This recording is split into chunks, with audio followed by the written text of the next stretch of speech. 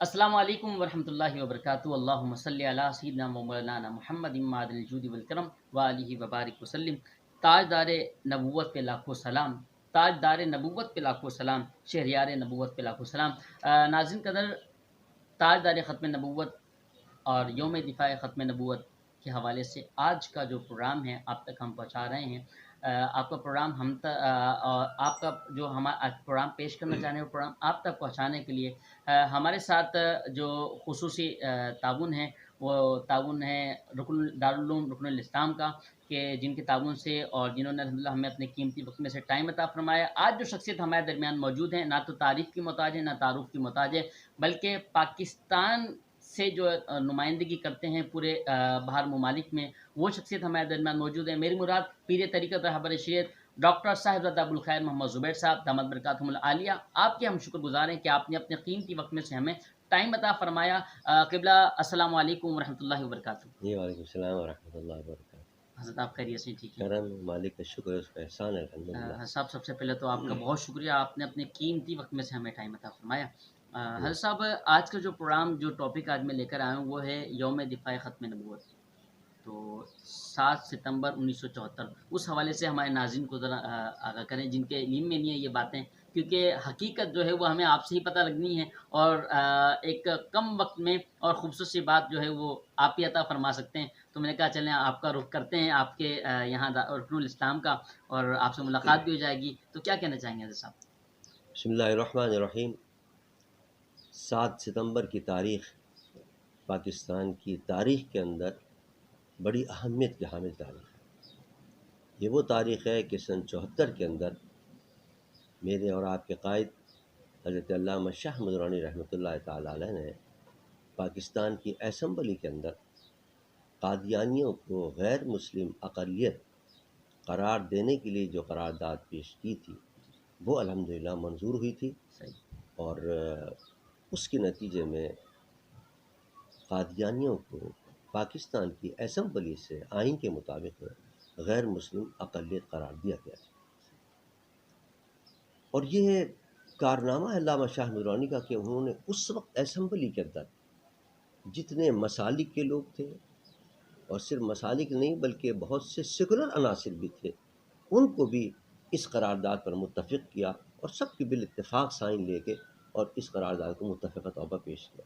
حتیٰ کہ اس وقت کی جو حکومت تھی، پیپلز پارٹی کی حکومت تھی، اور ذوالفقار علی بھٹو صاحب اس وقت وزیر اعظم ہوا کرتے تھے، ان کو بھی میرے قائد نے راضی کیا اس کے اوپر، اور انہوں نے بھی اس کے ساتھ تعاون کیا، اور یہ قرارداد جو ہے وہ متفق طور پر پاس ہوئی، اور ان کو غیر مسلم اقلیت قرار دیا گیا۔ بلکہ اکثر قائد اہل سنت بھی فرمایا کرتے تھے کہ میری بخشش کا بھی شاید یہی ذریعہ بن جائے ہاں ہاں کہ ہاں، میں نے یہ خدمت کی ہے کیا بات حضور کی ختم نبوت کی۔ اور یہ بھی فرمایا کرتے تھے کہ بھٹو جیسا بھی تھا، لیکن اس نے جتنا بڑا کارنامہ انجام دیا ہے کہ اللہ تعالیٰ یقیناً اس کی وجہ سے اس کی شاید بخشش فرما دے، بہت بڑا کام کیا اس نے۔ خود بھی وہ کہتا تھا جب وہ دستخط کر رہا تھا کہ میں اپنے ڈیتھ وارنٹ پہ دستخط کر رہا ہوں۔ اللہ، تو اور یہ حقیقت ہے کہ ان کی جو سازشیں ہیں وہ کوئی معمولی نہیں ہیں، معمولی نہیں۔ یعنی آج بھی ان کی سازشیں چل رہی ہیں، اور پاکستان کے اندر جتنے فسادات ہوتے ہیں، جتنے لسانی ہنگامے ہوتے ہیں، جتنے کیا نام فرقہ واریت کے فسادات ہوتے ہیں، اگر آپ تحقیق کریں اور ایجنسیوں کی رپورٹ لیں تو ان کے پیچھے انہی کا ہاتھ ہوتا ہے۔ صحیح۔ تو اس سلسلے کے اندر الحمدللہ جمعیت علماء پاکستان یہ دن منا رہی ہے، اور بڑا اہم دن ہے یہ۔ پورے پاکستان کے اندر ختم نبوت کے پروگرام ہو رہے ہیں، جلسے ہو رہے ہیں، جلوس ہو رہے ہیں، کانفرنس منعقد ہو رہی ہیں، اور عوام کو روشناس کرایا جا رہا ہے کہ یہ بہت بڑا فتنہ ہے قادیانیت، اور صرف اسلام کے خلاف نہیں، یہ پاکستان کے بھی خلاف ہے یہ فتنہ۔ صحیح۔ اس کا اس سے بڑا ثبوت کیا ہوگا کہ یروشلم اسرائیل کے اندر جو ایک ان کا دارالخلافہ ہے، جو ایک اہمیت رکھتا ہے جو شہر، اس کے اندر کوئی مسلمان کا تو سوال ہی پیدا نہیں ہوتا کہ کوئی تنظیم وہاں موجود صحیح۔ رہے، لیکن ان کی تنظیم کا وہاں ہیڈ کوارٹر، ان کی تنظیم کا وہاں دفتر موجود ہے۔ اس کا کیا مطلب ہے؟ اس کا مقصد یہ کہ پوری یہودیت اور پوری اسلام دشمن عناصر ان کو سپورٹ کر رہے ہیں۔ تو اس صورتحال کے اندر پاکستانیوں کو ہوشیار رہنا چاہیے اور خبردار رہنا چاہیے ان کی سازشوں سے۔ اور سب سے بڑی بات یہ کہ ہمارا ایمان ہے کہ حضور اکرم صلی اللہ علیہ وسلم کو اللہ تعالیٰ نے خاتم النبیین بنا کر بھیجا ہے۔ حضور آخری نبی ہیں، حضور کے بعد کوئی نبی نہیں آئے گا، حتیٰ کہ اتنا ہمارے دین کے اندر ہے کہ اگر کوئی شخص جھوٹا دعویٰ کرے اور اس نبوت کا، اور آپ نے اس سے پوچھنا میاں کوئی دلیل لاؤ، کوئی معجزہ دکھاؤ، تو آپ بھی کافر ہو جائیں گے، اس لیے کہ اس کا مطلب یہ کہ آپ کو یقین نہیں ہے کہ حضور آخری نبی ہیں۔ کیوں پوچھا آپ نے اس سے؟ یعنی پوچھنا بھی گناہ ہے ہماری شریعت کے اندر۔ اس کا مطلب یہ کہ آپ کا ایمان کامل نہیں حضور کے آخری نبی ہونے پر۔ اتنا یقین ہونا چاہیے، یہ ہمارا عقیدہ ہے کہ حضور اکرم صلی اللہ علیہ وسلم آخری نبی ہیں۔ حضور نے فرمایا میرے بعد 30 دجال اور کذاب پیدا ہوں گے جو نبوت کا جھوٹا دعویٰ کریں گے۔ ہمارا حضور کی ارشاد پر یقین ہے، جو بھی کوئی دعویٰ کرے گا نبوت کا وہ جھوٹا ہوگا۔ میرے نبی آخری نبی ہیں، سچے نبی ہیں، اور حضور کے بعد کوئی نبی آنے والا نہیں ہے۔ اسی پر ہمارا ایمان ہے، اور اللہ اسی پر ہمارا خاتمہ بالخیر کرے، یہی انشاءاللہ بخشش کا ذریعہ بنے گا۔ اور جو شخص اس سے خلاف بات کر رہا ہے وہ دین کا بھی دشمن ہے، اسلام کا بھی دشمن ہے، پاکستان کا بھی دشمن ہے۔ اس کی ہمارا جتنے کانفرنسیں ہو رہی ہیں اب اس وقت، اور جتنے پروگرام ہو رہے ہیں ختم نبوت کی، یہ ہم عشرہ منا رہے ہیں پورا جمعیت علماء پاکستان کی طرف سے، کیونکہ جمعیت علماء پاکستان کو اللہ تعالیٰ نے یہ اعزاز عطا کیا کہ اس کے قائد نے الحمدللہ یہ قرارداد پیش کی تھی۔ یہ دوسری بات ہے کہ تمام مسالک کے لوگوں نے حمایت کی تھی اس کے اندر۔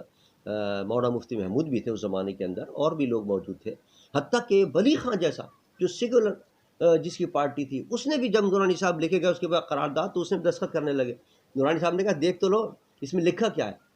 اب ذرا دیکھیے کتنا اعتماد تھا کیا لوگوں۔ بات ہے، ولی خان کہتا ہے کیا بات کہ نورانی صاحب ہمیں آپ پر اندھا اعتماد ہے، سبحان آپ جس پر دستخط کرنے کے لیے کہیں گے ہم آنکھ بند کر کے دستخط کر دیں گے۔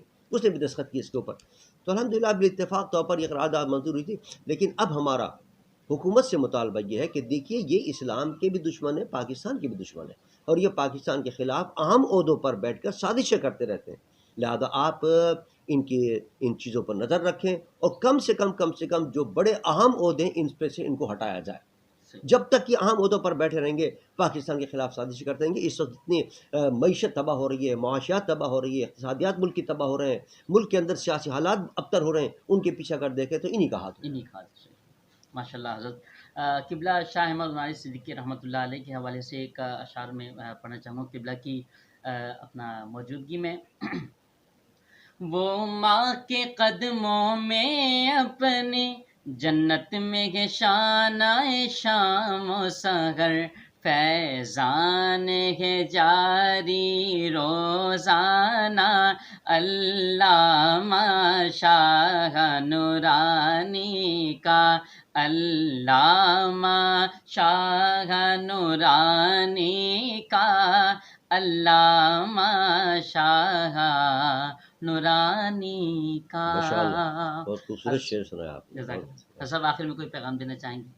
پیغام یہ ہے کہ ہماری جو امت مسلمہ ہے اور حضور کے جو غلام ہیں وہ الحمدللہ اس پر یقین کامل رکھتے ہیں کہ حضور آخری نبی ہیں، لیکن وہ اس پر یقین کامل رکھتے ہوئے جو اس کے دشمن ہیں اور جو اس کے خلاف سازشیں کر رہے ہیں ان کی سازشوں سے بھی وہ ہوشیار ہیں، اور ان کی سازشوں میں نہ آئے، اور ان کی نظر رکھیں کہ کہاں یہ سازشیں کر رہے ہیں۔